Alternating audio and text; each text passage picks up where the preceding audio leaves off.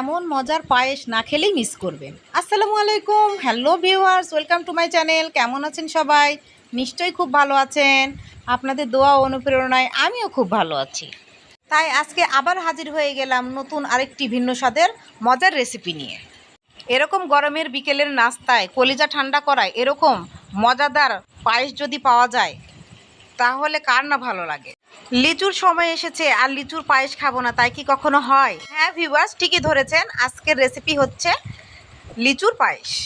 তাহলে চলুন দেখে নেই লিচুর পায়েস রান্না করতে আমার কি কি উপকরণ লেগেছে এবং কিভাবে প্রস্তুত করেছি।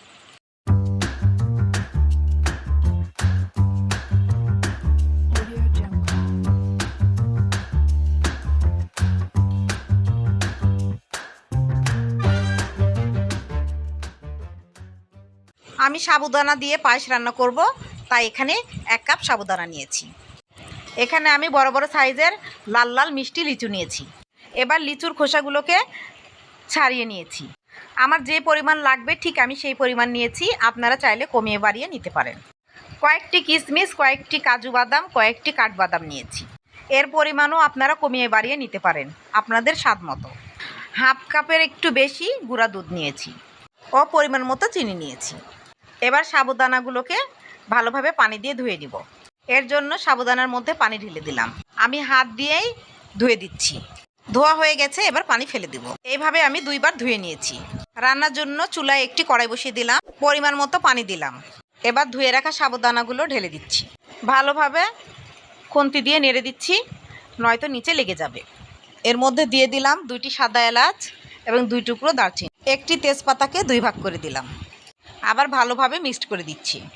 অনবরত নাড়তে থাকতে হবে, নয়তো নিচে লেগে যাবে। ফুটে ওঠা পর্যন্ত এভাবে মিক্সড করতে থাকবো। সাবুদানাগুলো ফুটে উঠেছে, হাফ বয়েলও হয়ে গিয়েছে। এ পর্যায়ে গুঁড়ো দুধ দিয়ে দেব। এই জন্যে দুধগুলোর মধ্যে একটু গরম পানি ঢেলে দিলাম। গুঁড়ো দুধকে পানির সঙ্গে একটু চামচের সাহায্যে মিক্সড করে নিচ্ছি। ভালোভাবে গুঁড়ো দুধ পানির সঙ্গে না মিশিয়ে সাবুদানার মধ্যে ঢেলে দিলে লাঞ্চ ক্রিয়েট হতে পারে, সেজন্য আমি ভালোভাবে মিশিয়ে দিচ্ছি। গুঁড়ো দুধ ভালোভাবে পানির সঙ্গে আমার মেশানো হয়ে গেছে। এবার আমি সাবুদানার মধ্যে ঢেলে দিব। সাবুদানাগুলো আমি আবার একটু ভালোভাবে মিক্সড করে দিচ্ছি। এ পর্যায়ে গুঁড়ো দুধ ঢেলে দিচ্ছি।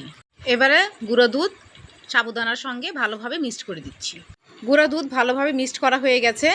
এ পর্যায়ে দিয়ে দেব চিনি। এখানে আমি আমার স্বাদ মতো চিনি দিচ্ছি, আপনারা আপনাদের স্বাদ অনুযায়ী চিনি দিয়ে দিবেন। অনেকে মিষ্টি খেতে বেশি পছন্দ করে, অনেকে মিষ্টি একটু কম খেতে পছন্দ করে, আপনাদের ইচ্ছা অনুযায়ী দিয়ে দিবেন। চিনিগুলোকে পায়েসের সঙ্গে আবার ভালোভাবে মিক্সড করে দিচ্ছি। 1 চিমটি লবণ দিলাম টেস্টের ব্যালেন্স করার জন্য। আবার অনবরত মিক্সড করে দিচ্ছি। এখানে কাঠবাদাম এবং কাজু বাদামকে আমি একটু থেতলে নিয়েছি। এবার কাঠবাদাম, কিশমিশ এবং কাজু বাদাম একসঙ্গে পায়েসের মধ্যে ঢেলে দিচ্ছি। আবার ভালো করে মিক্সড করে দিচ্ছি।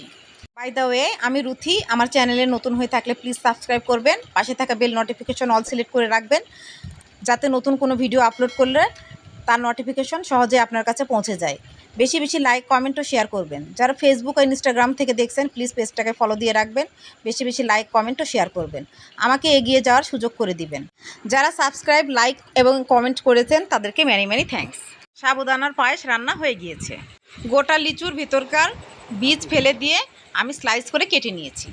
আমি একটা বক্সে পায়েসগুলো ঢালবো, তাই ঢালার আগে বক্সের ভিতরে লিচুর স্লাইসগুলো দিয়ে সাজিয়ে দিচ্ছি। লিচুর স্লাইসগুলো আমি পায়েসের মধ্যে দেইনি, কারণ পায়েসের মধ্যে দিলে গরমে বয়েল হয়ে যাবে, লিচুর স্বাদটা পাওয়া যাবে না।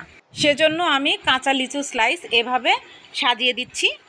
এর মধ্যে গরম পায়েস ঢেলে দিব, তাহলে লিচুর ফ্লেভারটাও পাওয়া যাবে, পায়েসের আসল স্বাদটাও পাওয়া যাবে।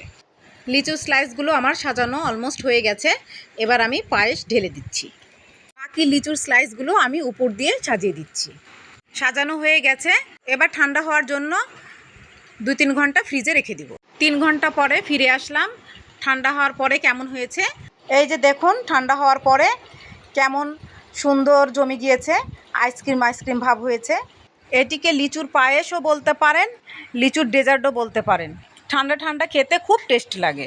এই লিচুর পায়েস আমি পরিবেশন করে দেখাচ্ছি। এরকম গরমের বিকেলে কলিজা ঠান্ডা করা এরকম যদি নাস্তা থাকে তাহলে তো আর কিছুই লাগেই না। রেডি হয়ে গেল কলিজা ঠান্ডা করা অসাধারণ টেস্টি লিচুর পায়েস।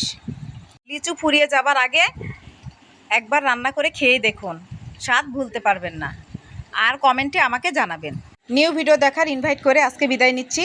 ভালো থাকবেন, ভালো রাখবেন, আমার জন্য দোয়া করবেন। আল্লাহ হাফেজ।